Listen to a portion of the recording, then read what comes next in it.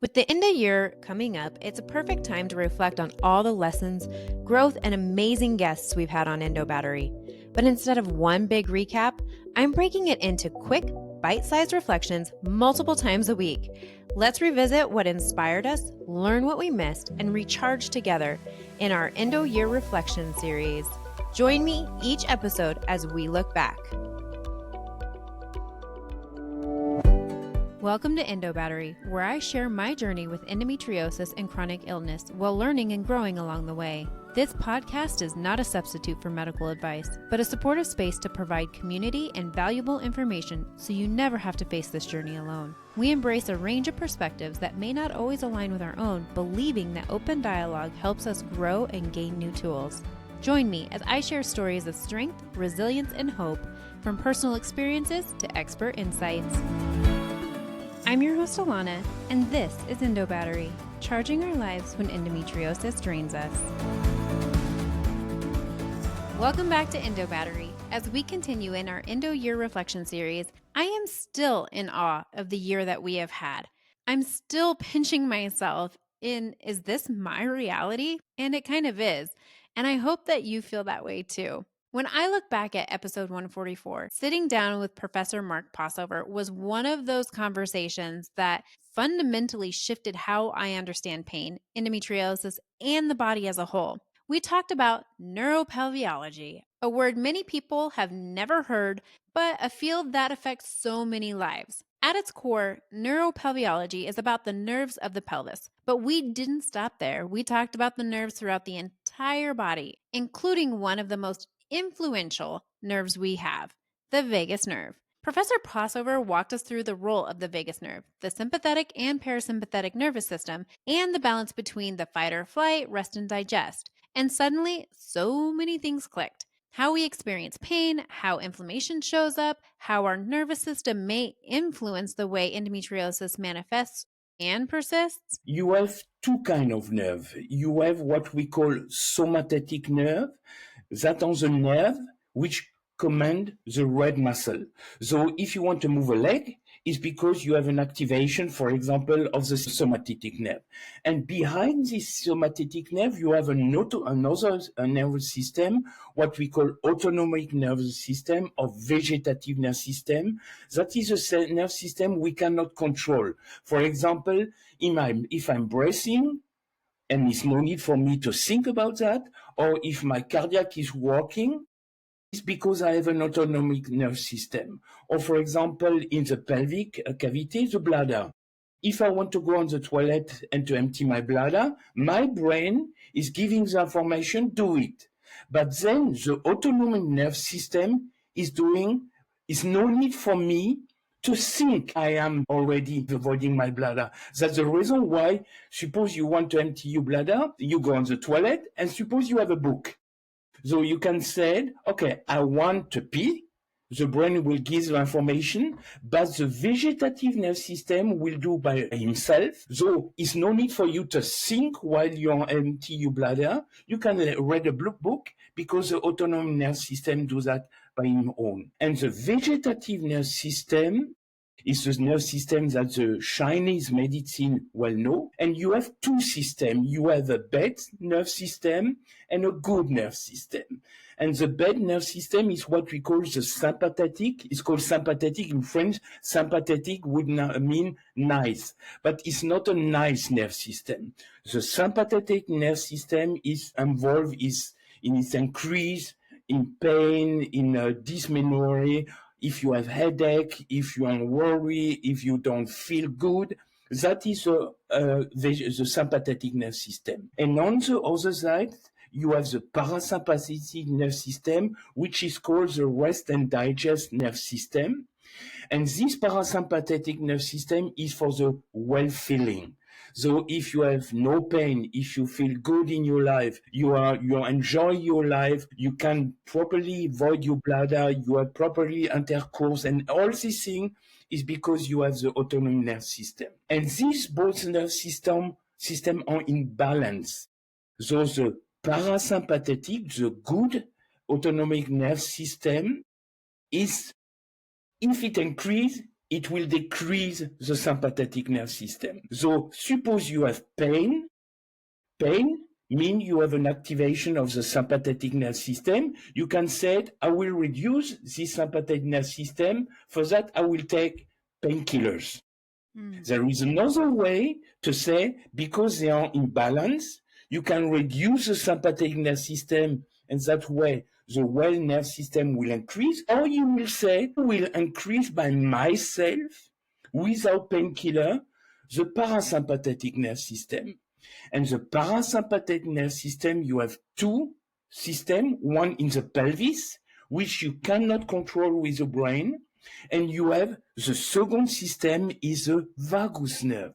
And the vagus nerve is a nerve that emerges directly from the brain, is running in the neck outside the spinal cord and go in your abdomen and will control your cardiac activity, the lung, all the different function. So if you are able to activate the vagus nerve in your life, you will be more happy. It's so simple like that. Professor Passover has spent studying the role of nerves in the body, working with patients ranging from those with endometriosis to individuals with spinal cord injuries. One of the areas he's especially known for is sciatic endometriosis, a rare but devastating condition that requires an extraordinarily skilled surgeon. He spoke candidly about how delicate nerve sparing surgery truly is and how choosing the wrong surgeon in these cases can lead to outcomes worse than symptoms someone had before surgery. The margin for error is small and the consequences are lifelong. What struck me most, though, wasn't just his expertise. It was his kindness. I had the privilege of spending over an hour with him before even starting to record. Our conversation was filled with curiosity, big ideas, and thinking outside the box.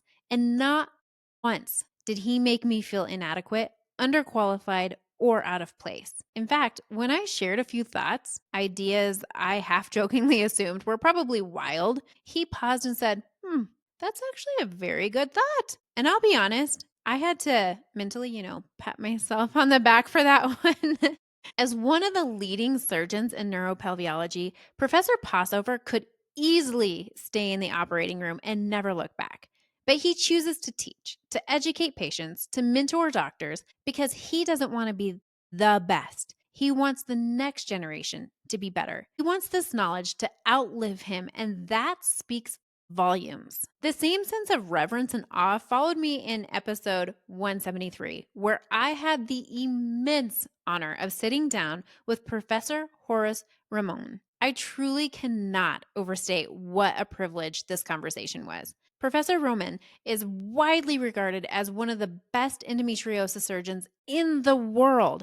And that's not my opinion. That's coming from his surgical peers, from physicians across the globe who speak of him with deep respect and admiration. He teaches complex endometriosis surgery to doctors from all over the world, but his work doesn't stop in the operating room. For more than 15 years, Professor Ramon has studied the role of proper surgical excision in fertility outcomes. He has followed patients after excision, tracking natural conception rates and quality of life improvements, and the data is remarkable. Now I think we have 5,000, 6,000 women who had surgery, well done surgery, excisional surgery, with a follow-up which is now 15 years. The oldest patients have 15 years of follow-up, and we have just today submitted an article about 15 years follow-up after colorectal endometriosis surgery. So this database allows me to study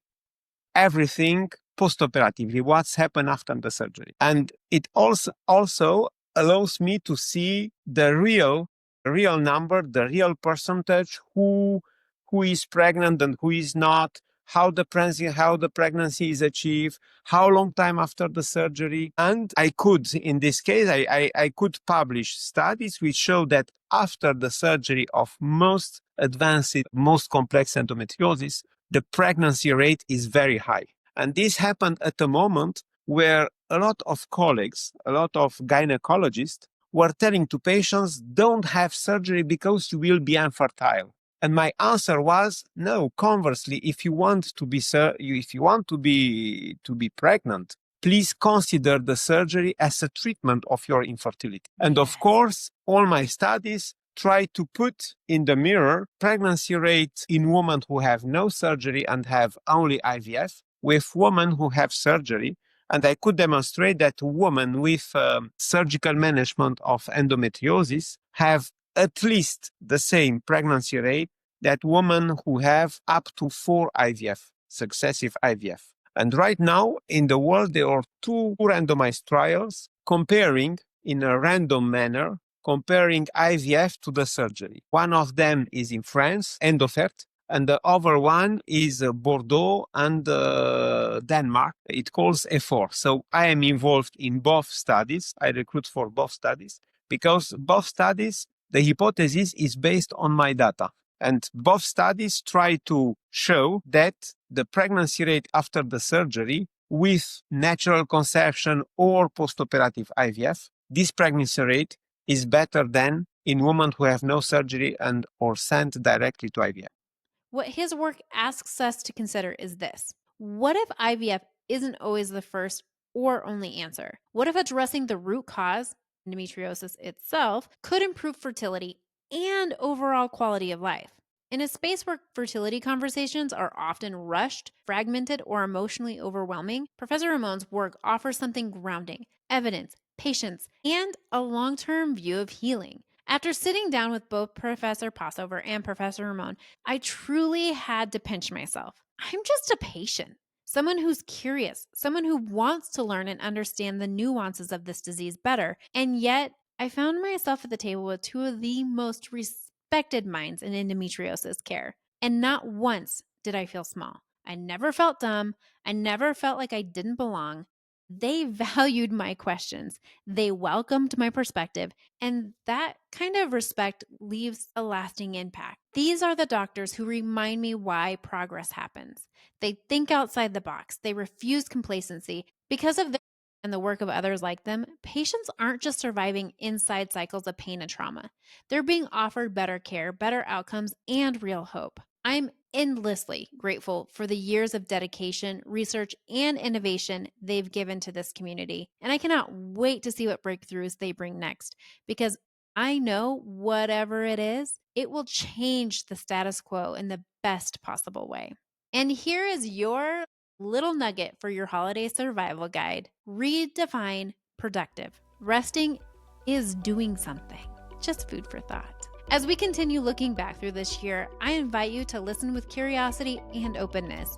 You may hear something that changes how you understand your body. You may find language for an experience you've never been able to explain. And you may discover that an episode you didn't expect to need becomes exactly what you need all along. Thank you for being here. Thank you for learning with me. And thank you for continuing to come back to this table where curiosity, compassion, and courage meet. We'll keep moving forward together, one meaningful conversation at a time. Until next time, continue advocating for you and for others.